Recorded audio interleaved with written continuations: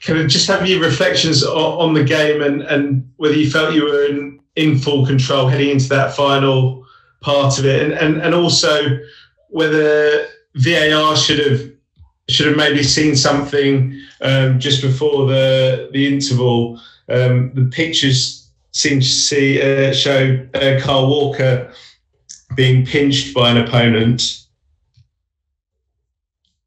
In terms of the game, I thought a difficult start in that Poland pressed us well. We lost possession a couple of times in our own half, which gave them a lift. They were difficult to penetrate all night. I mean, their back five and the three in front did a good job of shielding the goal. And although we totally dominated the second period, probably the one criticism would be we didn't really create clear-cut chances tonight, and at times didn't get enough men in the box. We had lads hanging out of the box when really we needed to commit to getting in the box a little bit more. So, of course, at 1-0, you always run that slight risk of, a moment. We nearly had one with the goal kick charged down, and in the end, we concede late, which is, of course, a disappointment. But across the 10 days the players have been together, they've been fantastic. We couldn't be sure what sort of reaction we would have after the summer, but we had a really positive one, and I think the two away games we've given, in the main, very mature performances. The half-time, we're trying to find out exactly what happened, and when we know more, then we'll let people know.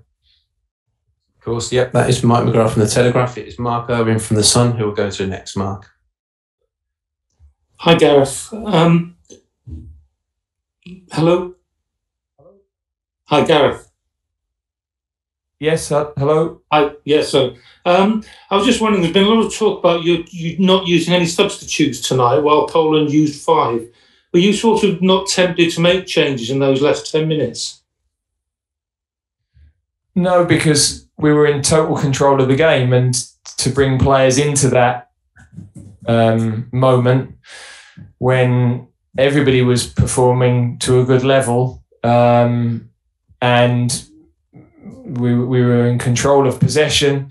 You can put players into the game who have had to sit in the stand, and not so easy to come in those latter stages. So there were a couple of times where we looked at it and said, no, we're doing well, no problem. We were going to refresh the wide players right at the end, but really that would have been to run the clock down as much as anything. But before we could get them in, we'd conceded the goal. And once we'd conceded the goal, again, we didn't think that was a good moment to make a change. So, no, that was why we did it.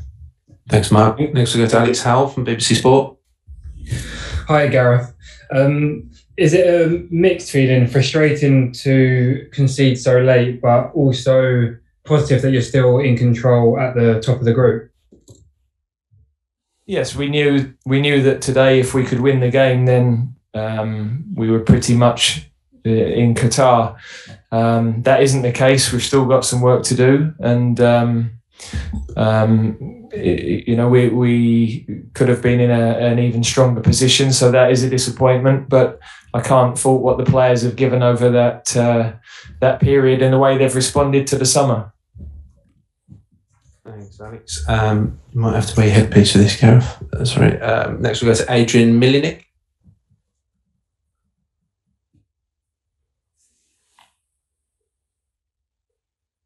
Adrian Milnick, are you there?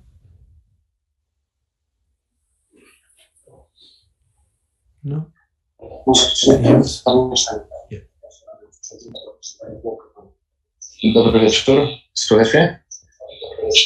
Dobry wieczór, Adrian Milnik, TVN24. Good evening, coach. I would like to ask in Polish. Chciałem zapytać odnośnie meczu. Czy polska reprezentacja zaskoczyła trenera dzisiejszą grą? Czy spodziewał się tak ciężkiego meczu? I także jakby ocenił naszego najlepszego napastnika na świecie, w Europie, Roberta Lewandowskiego, który wykonał tytaniczną pracę w dzisiejszym spotkaniu. Przypomnijmy, asystował do Damiana Szymańskiego, który właśnie zdobył bramkę na wyrównanie 1-1.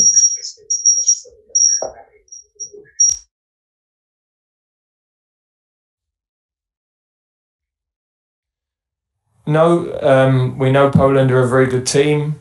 We knew they would play 5-3-2 or 5-4-1. So we weren't surprised by the tactical setup.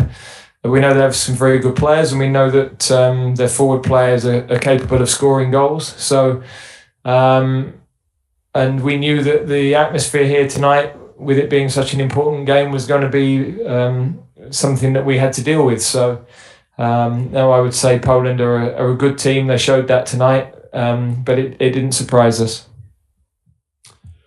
Thank you, Adrian. Next we go Graham Smythe from the Yorkshire Evening Post. Hi Gareth, how do you feel Calvin Phillips coped after the early yellow card, and how have you seen his partnership with Declan Rice develop over the past year? He's been excellent. I thought the card was harsh, really, but although I need to see it back. The way he has taken to international football, well, it hasn't surprised us, because what we'd seen with Leeds, even in the Championship, we felt could convert into our team. We felt that he could play an important role with us. But of course, to play in the enormity of the matches that he did in the summer and play as well as he did is massive credit to him. He's a very, very good player, and he's been a really important part of this, where we're, I think, 16 games unbeaten now, and he's been a huge part of that. Thanks. We've got time for two more, starting with Martin Hardy. Hi, Gareth. Can you hear me okay? Yes, I can, yeah. Yeah.